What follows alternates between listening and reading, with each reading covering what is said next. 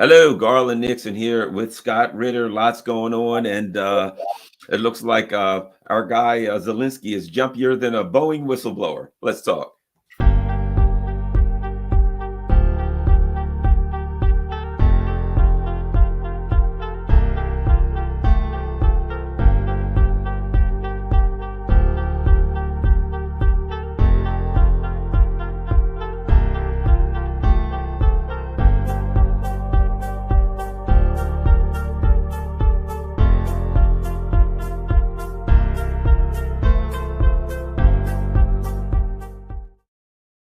Hello, Garland Nixon here, and for those of you who don't get my opening illusion, a second Boeing whistleblower has mysteriously met an untimely demise. Kind of weird how that's going around. I'm sure it's purely coincidence that a multi-billion-dollar company wouldn't be happy with whistleblowers, and somehow these whistleblowers tend to, I don't know, trying to meet an untimely fate.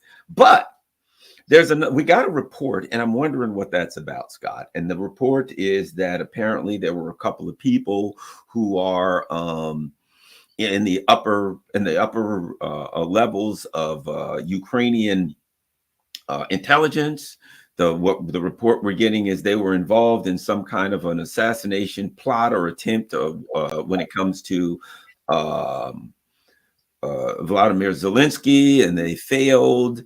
Could it be true? Yes. Could it be, bull crap? And maybe they're setting the table to rub him out. I don't know. I do think it has to do with the fact that here we're getting close to May 21, and his legitimacy as a U.S. puppet president will soon be coming into question. Your thoughts on the reported, I'm just going to call it a reported assassination. I mean, it could very well be true. It could very well be true. I'm not saying it's not true. I'm just saying I keep an open mind on this.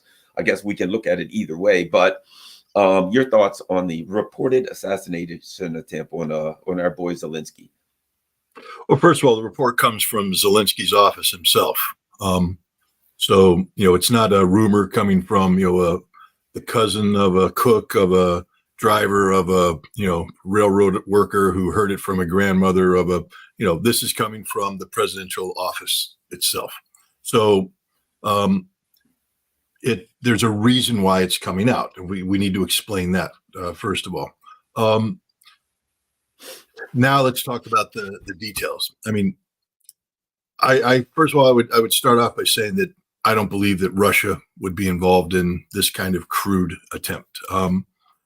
As we speak, if I might just say this, if Russia wanted him dead, it wouldn't be an attempt. That's the first thing.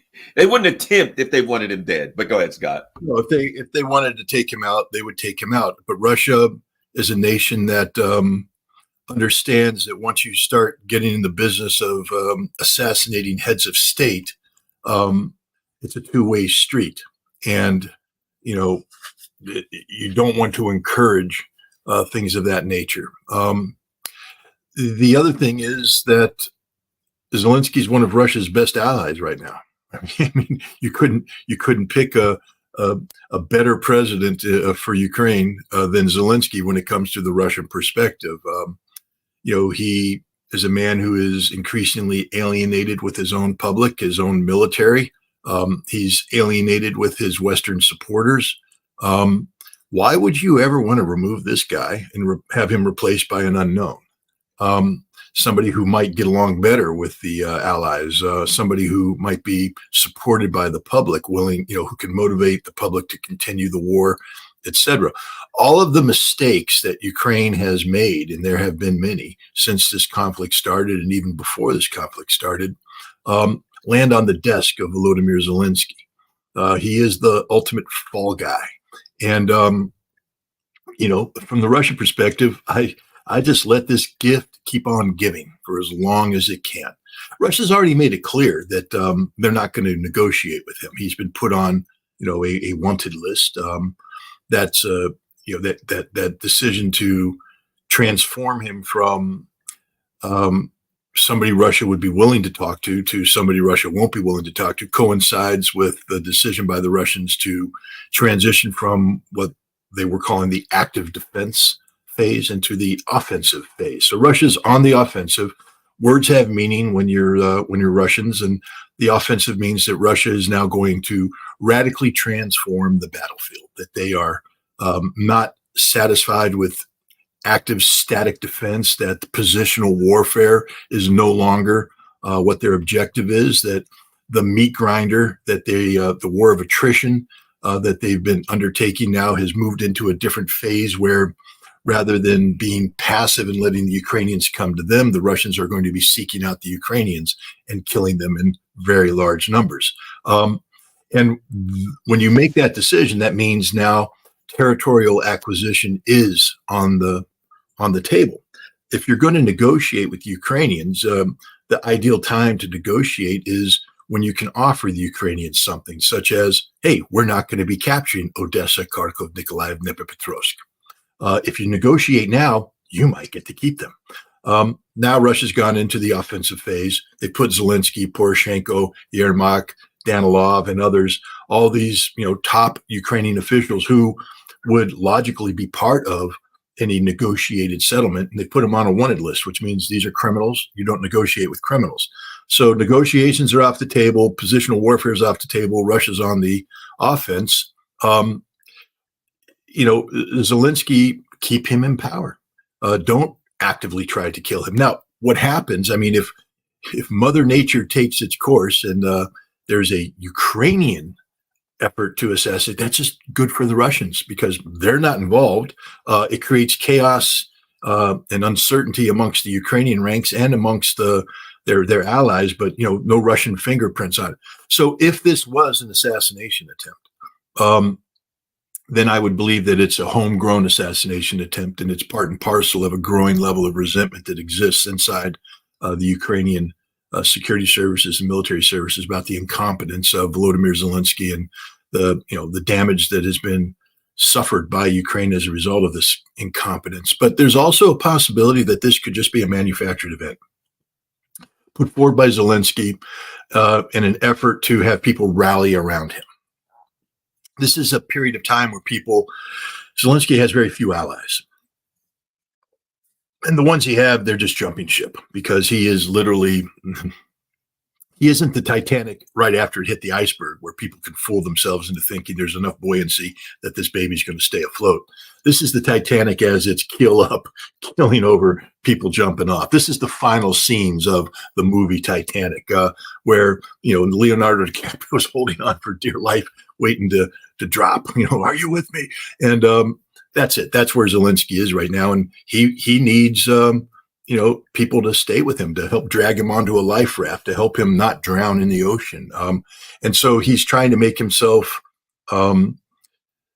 sympathetic to an audience and say, look, they're trying to kill me, and blame it on the Russians and all this. But if I were to rate this of the three things we have, Russia did it, in-house Ukraine, or manufactured story to gain sympathy, and I were briefing my leadership with the information I currently have, because understand that we don't know much except what's coming out of Zelensky's office.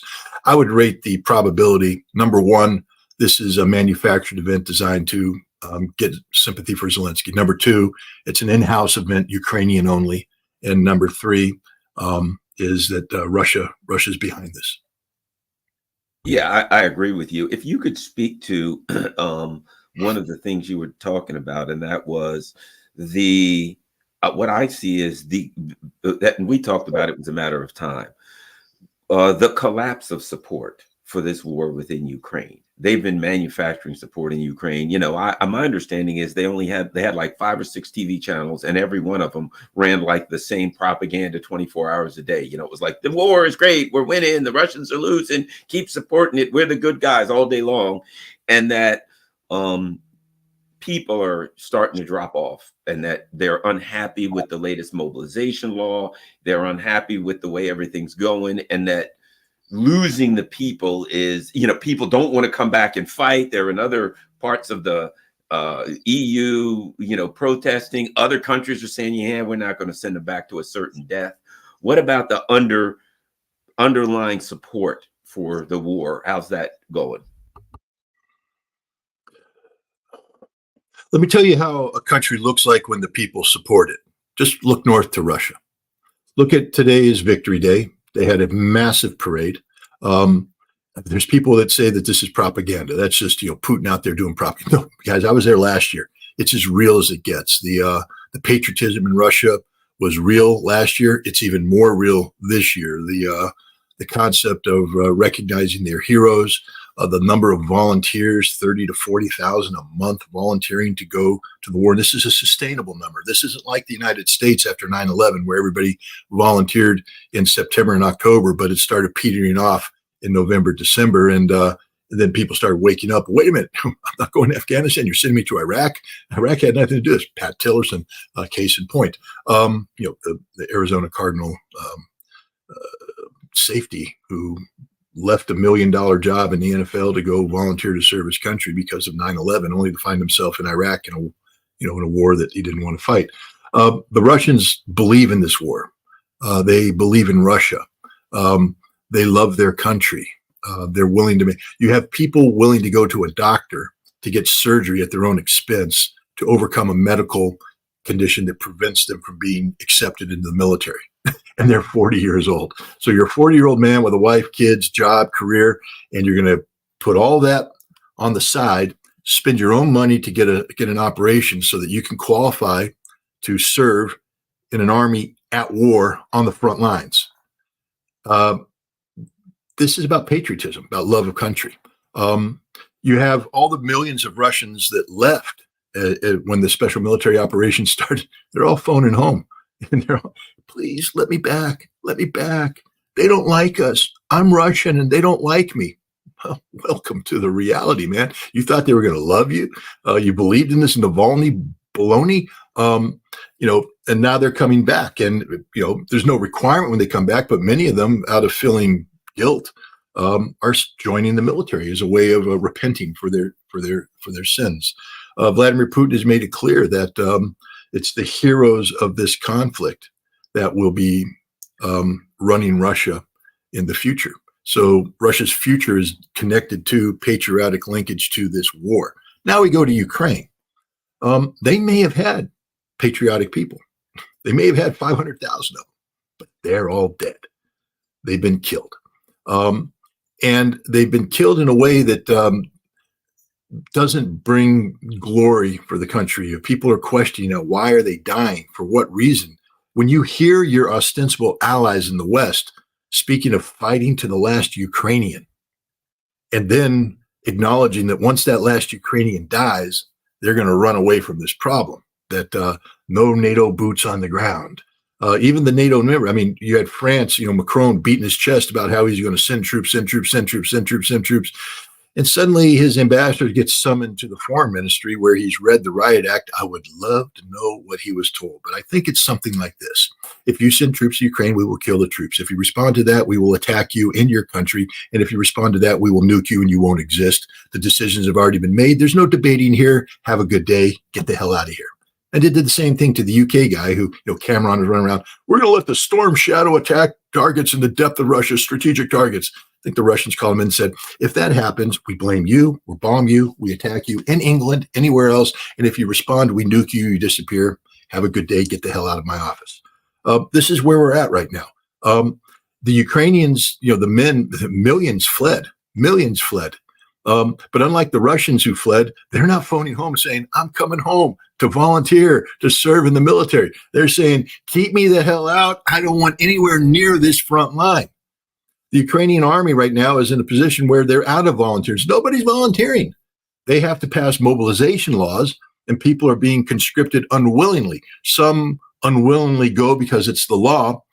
Many others are beat over the head, thrown into a van, taken to train. How do you expect them to perform on the front line?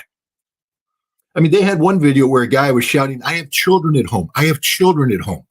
And they were still trying to stuff him in the van, but fortunately some people intervened and he got leave. But what would happen if he didn't leave the van? They take him to training and he has children at home. But you think he's focused on training? You think he gives a damn about the training? And then they put him in the front line. They put him in a car. They kick him out at the front line and say, your position's 500 yards that way, and there's artillery shells falling down. You think he's going to sit there and say, yep, let me crawl on my belly to get that front line, getting hunkered in, take a look, my left and right. Do I got my javelin? Do I have my grenades laid out? If the artillery comes in, am I ready? Have I prepared my position? Or is he going to say, how the hell do I get out of here back to my children who I left at home? Ukraine is a fundamentally broken country. The Azov battalion regiment turned into the 3rd Assault Brigade. They don't want to fight anymore because they're tired. They've been the fire brigade, because as the rest of the Ukrainian military collapses, as we've been talking about, they're the ones sent in to plug the hole. And they've been plugging the hole. They were plugging the hole in Bakhmut. They plugged the hole once in Adviivka. And then they were told to go to Adviivka again. And they went, nope, we're not doing that. And then they were told to plug the hole near Chasiv Yar. Nope, we're not doing that, because plugging the hole means dying in place, because there are no forces to rotate us out. We'll go in there, and then you're going to tell us to stay there, and we're just going to die. These Fab 500s, Fab 1500s, these guided bombs are going to come in and just blow us to pieces. There's no air defense. There's no artillery to come in and hold them off. We're just going to die. We don't want to die. The 67th Brigade, mechanized or armored brigade, mechanized brigade. These were the right sector guys. They brought all these right sector Nazi thugs, brought them together, formed them into a unit. They've run off the battlefield saying, we're not willing to die for this anymore. The 25th Air Mobile, a neo-Nazi formation, people who sing Bandera songs when they wake up in the morning. They have been almost disbanded because they refuse to fight anymore. These are the elite units of Ukraine. The 47th was sent in. They fought. They're dead. The best units Ukraine have either died on the battlefield or have refused to fight. As we speak, the front is just collapsing. If the Russians take Chasiv Yar, not if, when the Russians take Chasiv Yar, it's a small town but it occupies a strategic height. When you look at the map, it's the high point. And from Chasiv Yar, the terrain goes down and goes off to Kramatorsk and other Slavyansk. And the Russians will have dominance over here. The Ukrainians won't be able to do anything. And so it's inevitable then at that point in time, the Russians break out. That's why they're moving 100,000 troops in here, another 80,000 troops there, another 120,000 troops there, troops that haven't been committed to battle, freshly trained, freshly equipped, led by leadership that's combat hardened. That's the reality. So the Ukrainians, it's a total mismatch right now, a total mismatch. This is why in the West, you have them saying, not what do we do if the Ukrainian army collapses? It's what do we do when the Ukrainian army collapses and the Russians break through their defensive lines? What's our strategy? And this is where you have France, Macron making the ridiculous statements about, if that happens, we will send French troops in to plug the hole. And the Russians are going, no, you won't. We'll just kill you. There's rumors that they sent 100 sheep-dipped French foreign legionnaires in as sort of the advanced element of up to 1,500 Frenchmen that would, again, sheep dip means that you're in the French army, but they dip you to make you look like you're a Ukrainian, but you're still getting paid by the French army. You're under French command. You're French. They sent 100 in. I think the first day, 7 of them died. Many others were wounded, and I think they've been dying ever since. And the French are outraged. How dare you target a Frenchman? And the Russians are like, we don't care. We'll kill them all. Bring them on. And then we nuke you. This is a situation on the battlefield that's unsustainable for Ukraine. There's no hope. And again, the man that everybody's blaming is Volodymyr Zelensky. So now we come back to the beginning. Why would Russia?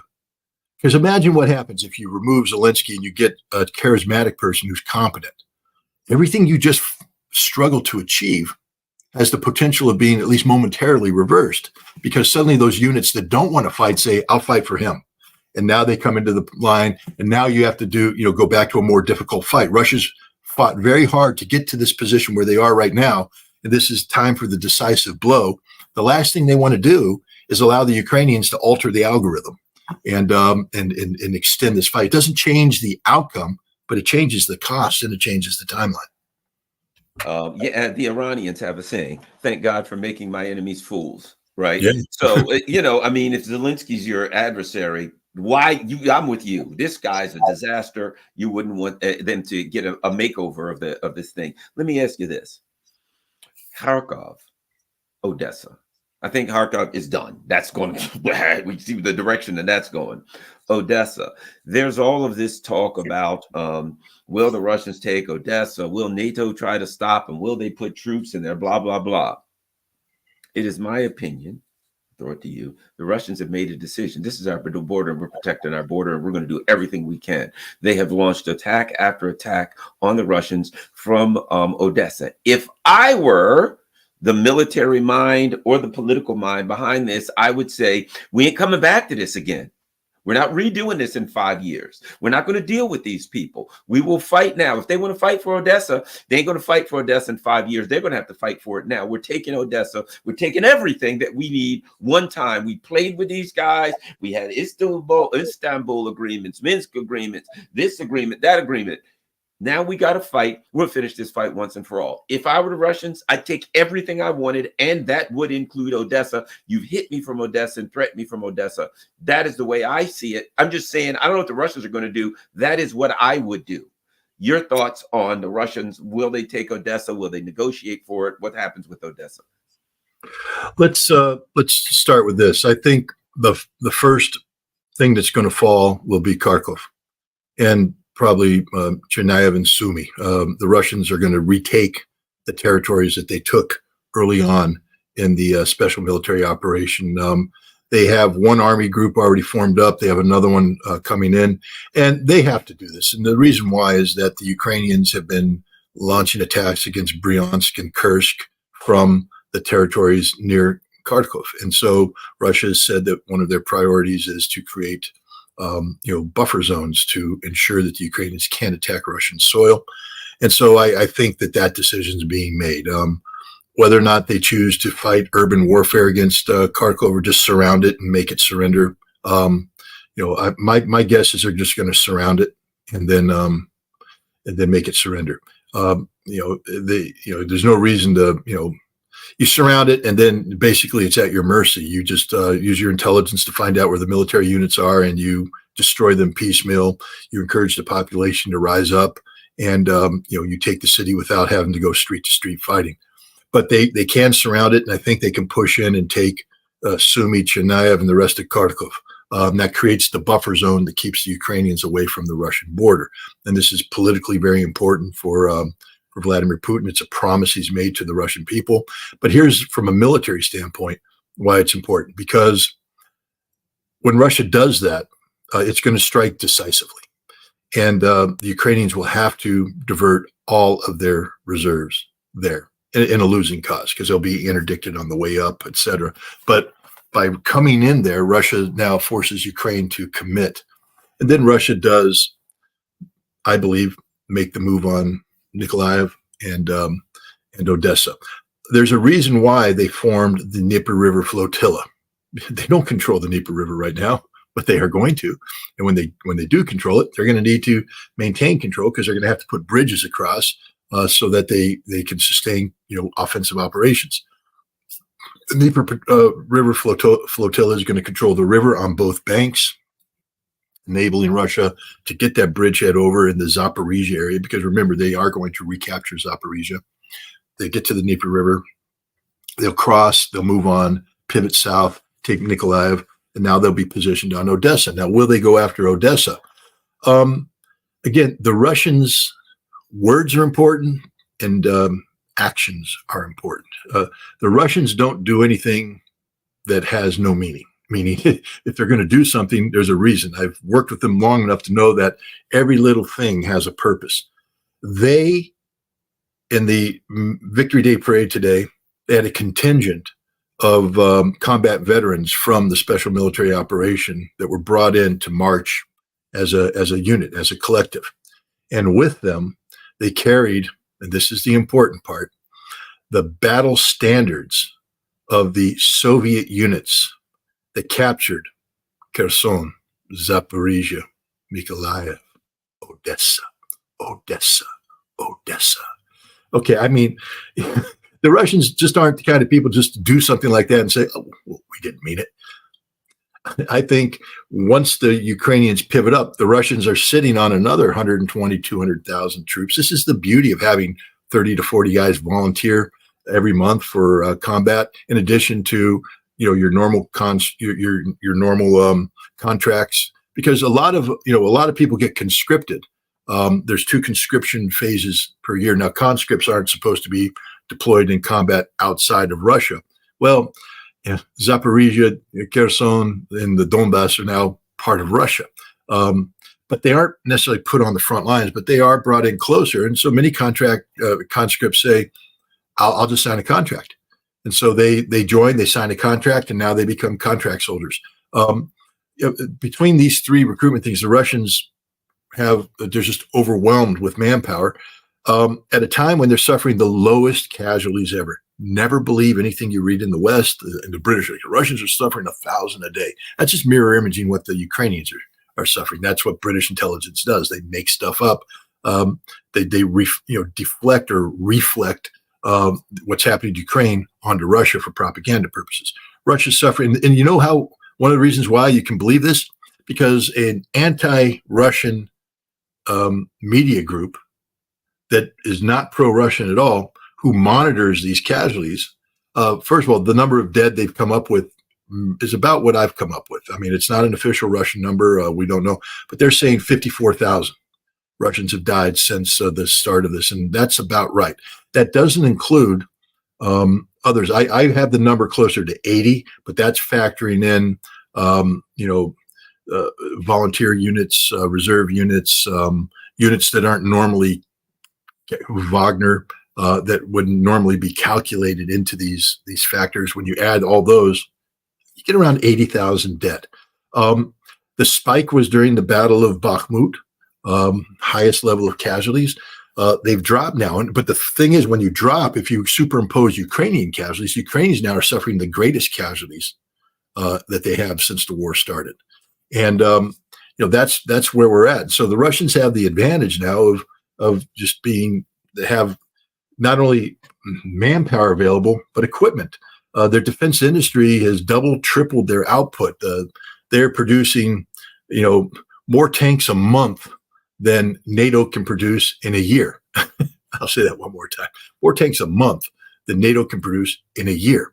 And they can increase those number of tank productions just by hitting the accelerator a little bit more. So these units aren't just, mobs of poorly trained infantrymen. This isn't the Battle of Stalingrad where, they don't give you a gun. They tell you to run forward and pick up a gun from the first guy who has a gun who gets killed and just keep the attack going.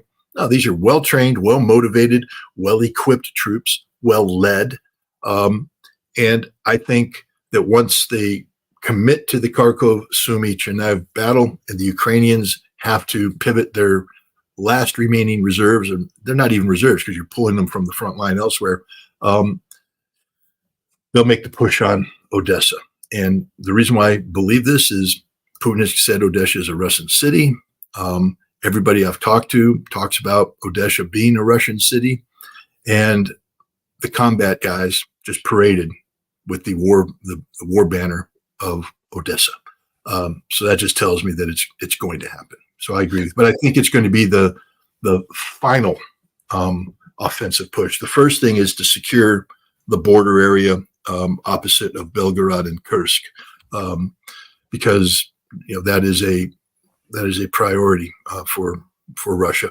Plus, I think in doing that, as I said, you're going to suck all the available Ukrainian reserves into that front, and then it's a cakewalk. And Russia just put France on notice that if you want to put French troops there, we'll kill them, but then we'll also attack you. And if you want to go nuclear, that's in the cards too.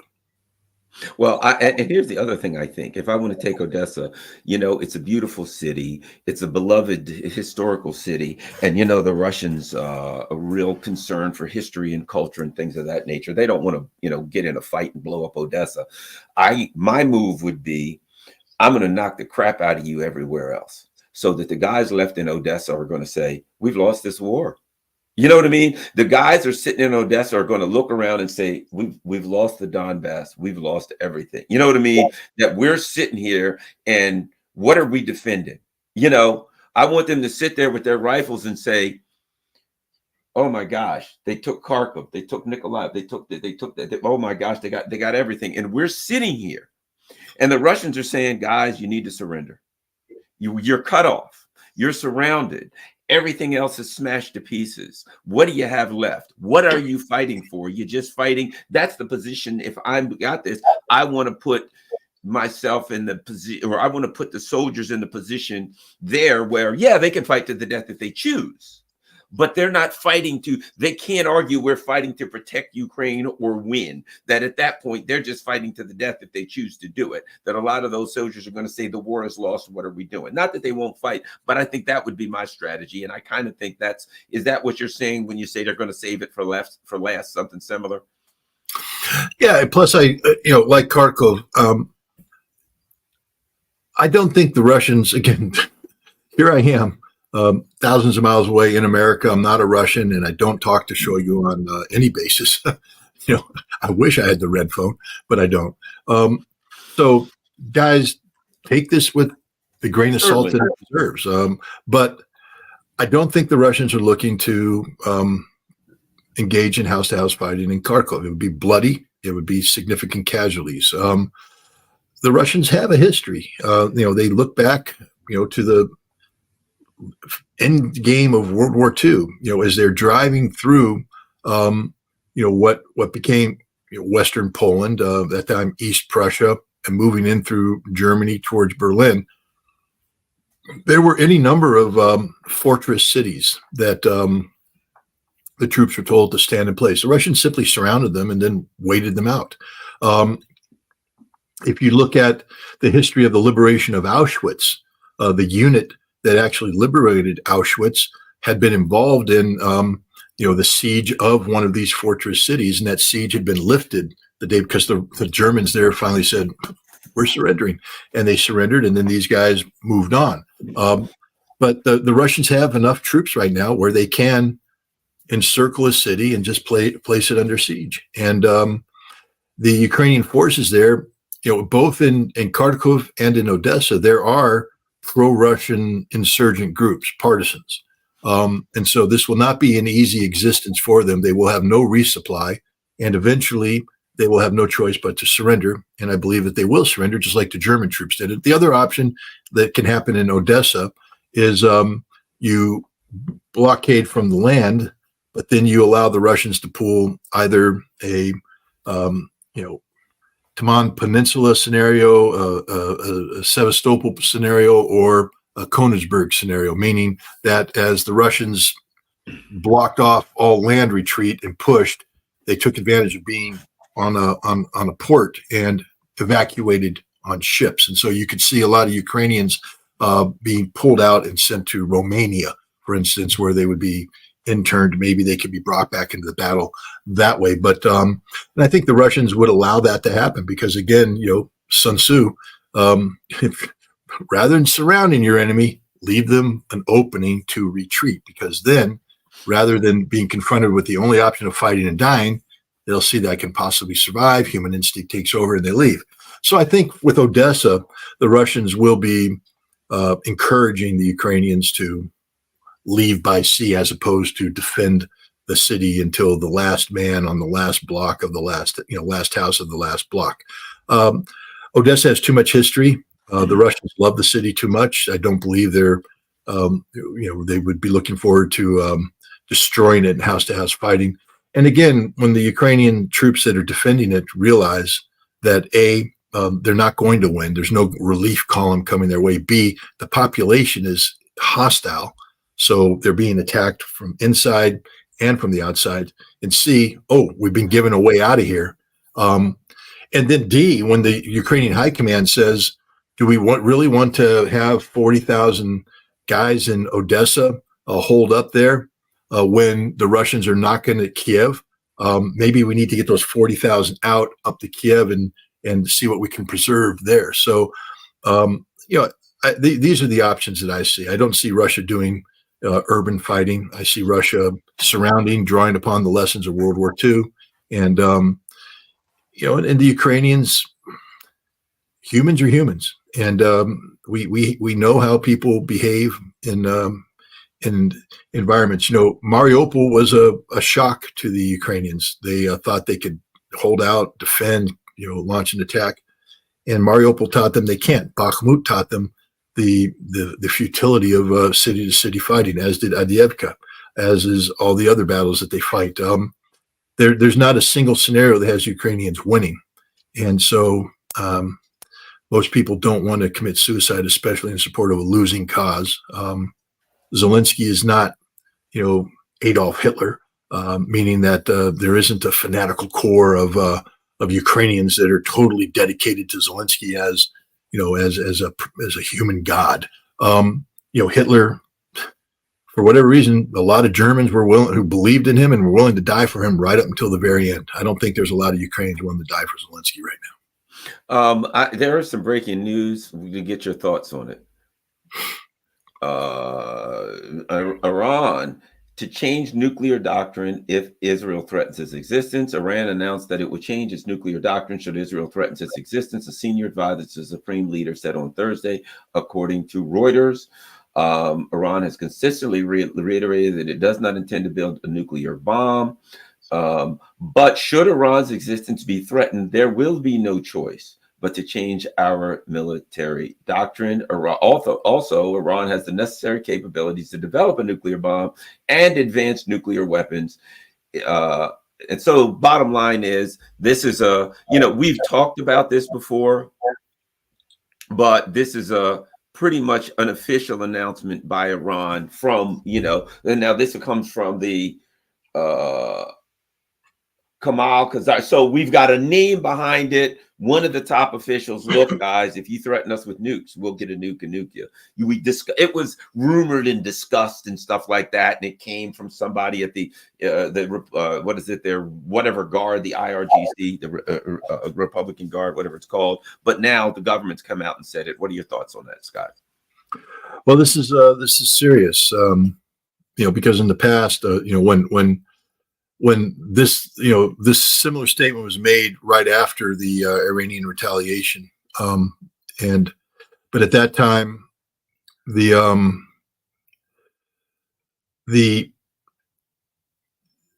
source was from a Telegram account that turned out to be a fake account, and so you had to dismiss the source. Now it's coming from the Student News Agency, which is literally an arm of the Iranian government, and it's quoting an Iranian government official linked to Supreme Leader Khamenei. Now, unless the Iranians come out and immediately denounce this, you have to take this seriously. This means that there is a major rethink of what Islam is in Iran. Because there were fatwas that were issued that declared nuclear weapons to be haram, forbidden.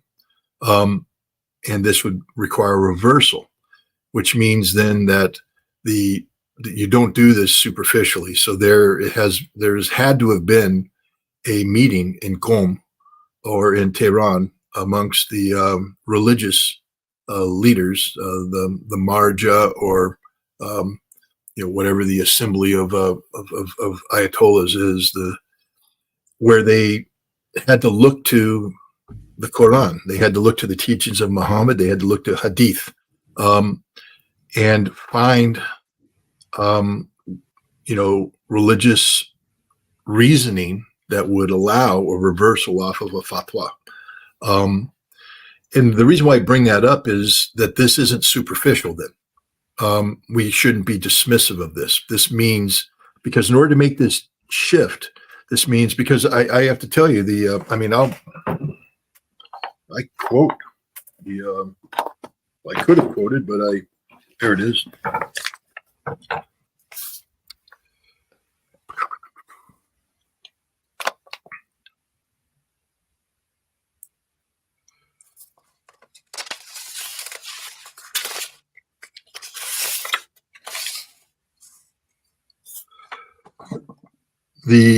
This is from the Iranian president, where he says straight up that there is no potential in the military dimensions of nuclear weapons. There is no potential in the military dimension of nuclear weapons. Iran doesn't believe in it. It is forbidden by fatwa. It is a sacred command. We would never pursue nuclear weapons. That's a direct quote from the president of Iran. Direct quote. And the other reason why you have to take this seriously is that, Ali Khamenei is an old man who has some health issues, and he's knocking on heaven's door. And at some point in time, he's not going to be here, and the Assembly of Experts is going to have to pick the next supreme leader. And one of the men who has the inside track on that is the current president, Ibrahim Raisi, who is himself a very well-regarded Islamic scholar, a religious figure in his own right. So, and this is him saying it, and so to make this shift, it's a fundamental shift that has to be done properly in accordance with Islam, because otherwise you are a Islamic republic that the very reason you exist is because you're promoting Islamic ideals, and you've already said in accordance with Islam, nuclear weapons are forbidden, and now they're not. How do you square that one? But the other interesting thing about the Shia faith as it's practiced by Iran is that it is a living religion. And what it means by that is, for instance, if you train to become a grand Ayatollah in 1860, and you were trying to form a marja, a gathering, a following, you would publish basically your interpretation of Islam based upon a current social environment. And then people would read that and decide whether or not they supported you. There is a democratic aspect to this. People would read it and say, I don't believe in this crap. And then they wouldn't come to your marja, and you are a failed Ayatollah. But if you publish it and people say, yeah, I agree, and they come, now they're going to listen to you as a learned individual, etc. So if you whatever they were defending in 1860, I guarantee you in 1990, they were defending something different. And in 2020, they were defending something different, because society changes. There's societal challenges now to the people that faith has to address. You have to deal with television, radio, internet. These are things that weren't considered back in the day. So now, we know that Islam is a living religion for them, that you have new Islamic leadership coming out, publishing their interpretation based upon 40 years of study. It's not superficial. And then they say, how do we deal with the internet? How do we deal with, with radio and television and things of that nature? And so now you are confronted with a new reality of the age, which is imminent nuclear destruction at the hands of an openly hostile nation. What does Islam say about that? Because Islam does say that these weapons, indiscriminate killing of women and children and all this is haram, forbidden. That's why nuclear weapons aren't supported, because it's not that they kill, it's that they kill indiscriminately. They kill the innocents that you're not allowed to do this under the interpretation that they put forward. Now what you're saying is, I imagine that they had religious scholars look at this and say, yes, but, it's one of those. Right, exactly, yeah. But Muhammad said, when confronted with this, that, and the other thing, you may make an exception that it's more important to preserve the Islamic State than it is to, do this, that, and the other thing. I don't know. I wasn't sitting in Qom when they went through all this, but I can imagine that, like any religion, you can attack it from different angles. And hell, we got Christians, telling us Jesus, who said, turn the other cheek, really, and who said, don't cut off the ear. I'm healing the ear of the man that you draw through. That Jesus is actually saying, go forth and kill in my name. Amen. Praise be the Lord. So we have religious leaders who can twist religion any other way. I'm not accusing the Iranians of twisting anything. I'm just saying that we have to take this statement seriously. That's the whole point of me going down this route. This is not a throwaway statement. This is not a casual statement. If somebody close to the supreme leader is making this statement, that means that the supreme leader has met with the religious leadership of Iran and considered the implications of that statement, because it has to square now with a new fatwa that will have to be issued at some point in time that says that other fatwa no longer is in existence. This is why we're doing what we're doing. I also think this. If you look at what has happened recently, the Russians, they just basically said, if you threaten us, don't forget, we can stop. We can end this anytime we want to. We don't want to, but we will if we have to. And similar throughout this time, recently I was reading where one of the politicians was asked in Russia, one of the top politicians was asked, are you going to change your nuclear doctrine? And he said, it is what it is. You know it. If the existence of Russia is threatened, and now think about this. If the existence of Russia is threatened, we reserve the right to use nuclear weapons. And the Iranians have said, if Israel threatens its existence, they use the exact same words. And I think there have been meetings there. There's concern because Saudi Arabia has said, hey, if they won't get nukes, we want nukes. You know how that works. Other people in the neighborhood are going to say, hey, we want nukes too. And here's the thing. There are people in the neighborhood with enough money to find a way to get their hands on nukes if they want to. I know that has to scare the bejesus out of the U.S. and out of a lot of people around the world. And I think I understand where the Iranians are coming from. Your thoughts on that? Do you feel that they met with the Russians or the Chinese or their BRICS allies? I do, but your thoughts on that? And the fear that the West would have, the fear that even Israel and everybody would have would be other countries could get nukes. And most of these countries, a lot of these Gulf countries have kind of Western puppet regimes, if we're honest. And the people are restive and unhappy, and some of them could get over damn thrown. And then you got people who really don't like the U.S. and Israel with their hands on nukes. I would imagine this would be quite alarming on a number of levels, Scott. Yeah, absolutely. I'm just going to address, Garland, my wife tells me never read the comments, but damn it. Yeah. And there was somebody in there who said Pakistan has nuclear weapons and I'm full of, and then he used a nice little word.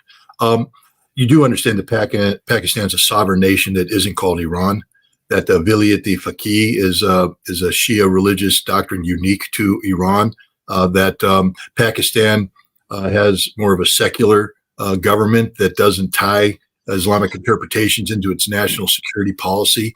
And so trying to bring Pakistan in here as an example to contradict what I said about Iran just underscores your ignorance, not mine. I'm fully capable of being ignorant, but on this case, I'd have to be dismissive of your contention that the fact that Pakistan has nuclear weapons is proof that everything I said about Iran is wrong. I've been studying Iran for a very long time. I've gone to Iran. I've met with Iranian leadership. I'm pretty comfortable with my analysis. And you got to understand Pakistan. I mean, the current leader of Pakistan came back to Pakistan from the suburbs of London after the U.S. overthrew Imran Khan and put in a puppet government. We're not even, you know what I mean? Yeah. But anyway, go. Apparently, whoever that was didn't understand the dynamics even inside of Pakistan. I don't believe that Iran would allow a critical domestic deliberation, such as, especially one that's religious based, to be influenced by either Russia or China. I think what would happen is that Iran would make this decision that it has this potential. Because why? Believe me, why would you talk to the Russians about, the possibility of an Iranian nuclear weapon if your official policy is we don't want one. Religion denies it. So I think they first have to cross the internal bridge, saying that if the following conditions exist, we have no choice but to do this, and it's justified under Islam. Because remember, this statement by the gentleman said, if decisions are made. It didn't say that we've already made the decision. It's if the decisions are made, Iran is prepared to go this direction. So they aren't building a nuclear weapon as we speak.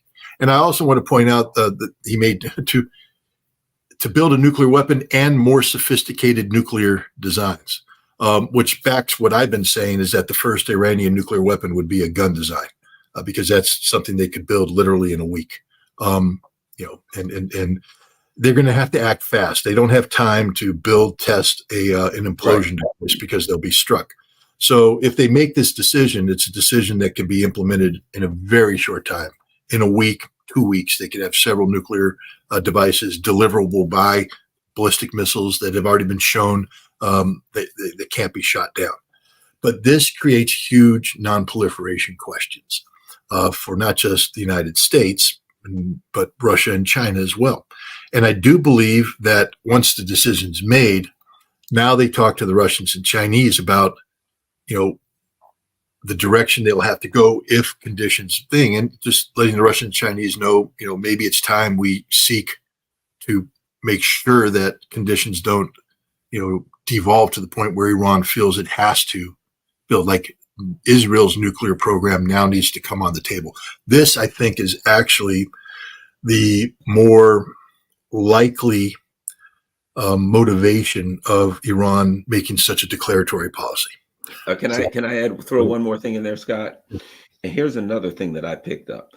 They said, if Israel threatens our existence, Israel on a couple of occasions has said, once they even said, and I think this is important, the Israel leadership once said, well, if the U.S. stops giving us bombs, then we'll have to use whatever weapons we have at our disposal.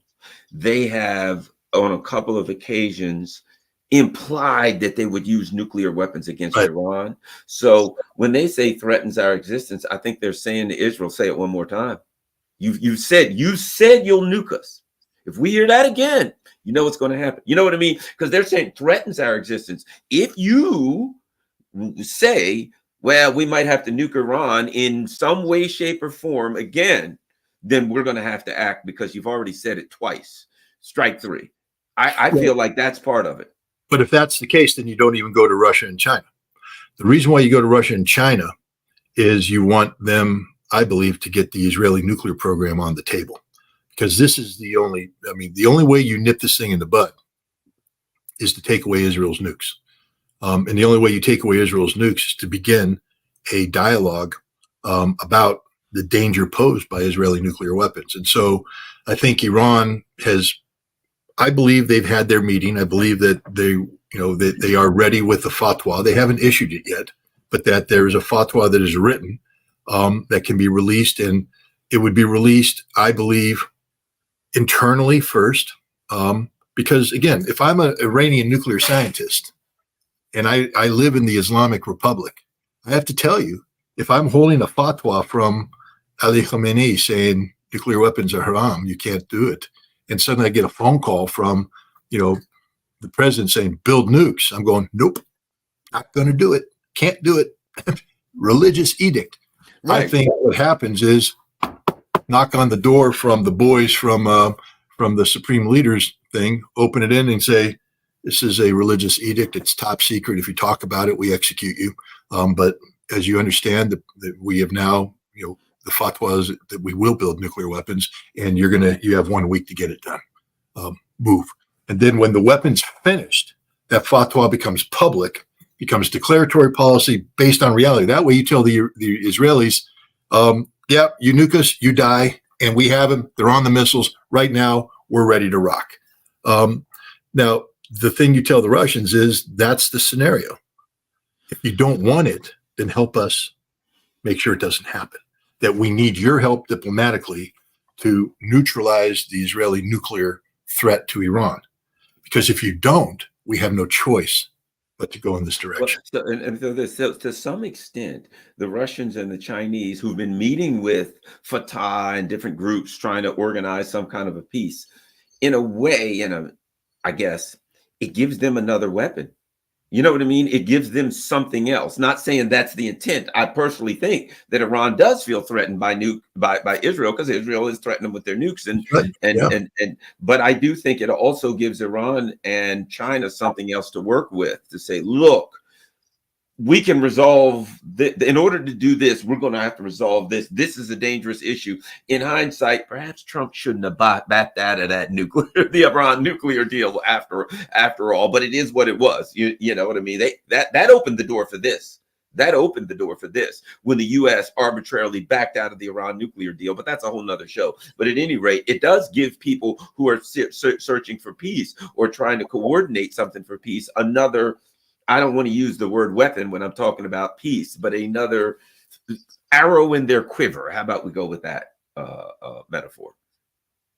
No, I agree. First of all, this is the fact that we're talking about this should scare the living crap out of everybody. Unfortunately, it doesn't. Based upon the comments I'm not supposed to read, there's just people that just don't take this thing seriously at all. Because we become sort of immune to it. Nuclear weapons have existed for the totality of everybody here's life. And they were told at one time that there was disarmament, there was arms control, that the nations believed that this wasn't going to happen. So we're not worried about it. Nobody would be insane enough to use it, etc. There are two things happening right now. There's this, which scares the crap out of me, to be honest, because nobody wants Iran to have nuclear weapons. That just not because they're Iranians and they can't have nuclear weapons. It is a dangerous escalation from a proliferation standpoint. Even if Israel and Iran avoid nuclear conflict, Saudi Arabia isn't going to let Iran. They're going to get a nuclear weapon. Going to get them. Yeah. United Arab Emirates will get one. I was in the UAE in 2008 at a conference and met with the prince and his advisors who were pursuing a UAE nuclear program. And they had in place all these checks and balances. They were going to work with the safeguards, but you looked at it and those could be stripped away at any moment. And the UAE would be left with a nuclear weapons capability. And they aren't, they are the Sparta of the Middle East. You think Sparta is going to say we're not going to have the best weapon once the weapon becomes, in vogue. And here's where you need American leadership. I mean, this is, we need to, we could stop this today. We could just go to the Israelis and say, guys, your nuclear program's on the table now. We're done. We have to look at a whole new Middle East security framework. Your weapons aren't part of it. They're destabilizing. We can't have Iran building a nuclear weapon, and we're not going to allow a situation where you feel you have the need to nuke Iran, because then, Pakistan may nuke you, and then we're in trouble. So there's no American leadership here, none whatsoever. Hell, we can't stop the Israelis going into Rafah, although we could if we picked up the phone and made it happen. I have to tell you right now, if I were the president of the United States, there'd be some burning Israeli tanks right now. Yeah. Just the way it is. I told you not to go on Rafah. What part of no? Don't you understand? Take them out. Boom. Oh, you don't like that? I'll take out the Kira. I'll take out your residents. I'll take you off the face of the map. This is the United States of America you're talking to. But no, we're little wimpy America who, apparently, we're the mouse that roars and nobody listens to anymore. It's ridiculous. So this is a very dangerous situation. Then, of course, there's the Russia situation where Russia's literally doing the tests, the combat tests of the nuclear weapons they're going to use to eliminate the French military potential in Europe, the British military potential. And Putin, as Putin said today in his speech, we have a strategic nuclear force is on standby right now to take out the world if you want to do that. We don't want to do it, but if you want to do it, we're ready to do that too. Guys, this is insanity, literal insanity. We've let Macron dictate our national existence by threatening to put troops into Ukraine, even though that can trigger a nuclear war. And we're letting Netanyahu threaten our national existence by, stupidly threatening Iran with nuclear weapons, knowing that the Iranians will make this transition. And then we're hoping that, and among all this insanity, we're hoping that rational thinking will prevail. I don't think so, man. Yeah, you're right. You got to have some rational people. Scott Ritter. Don't forget, everybody, ScottRitterExtra.com. That's ScottRitterExtra.com. That's Scott's website where you can go find all of his good works. When you go to ScottRitterExtra.com, don't forget, it is very important. It is critical that you donate to the cause so you can help Scott. All the equipment he has to buy, the traveling he has to do, it's a lot of work. He's online all the time, you know. So he does a lot of work that he doesn't get paid for. And so he needs people like you to go to ScottRitterExtra.com and to donate to help keep this stuff going. Everybody enjoys Scott. They enjoy seeing him everywhere. They learn so much from him. Do what you can to help contribute to the cause. Go to ScottRitterExtra.com and donate. Also, share this on all your social media platforms. Share this article on all your social media platforms. I mean, this particular podcast. And of course, share ScottRitterExtra.com on all your social media platforms and put a note. Please go there and donate so other people can, we can all work together to keep Scott and his family going, doing this important work right now and helping to save the world. All right. Thanks a lot, everybody. Scott and I are on the run. We're out.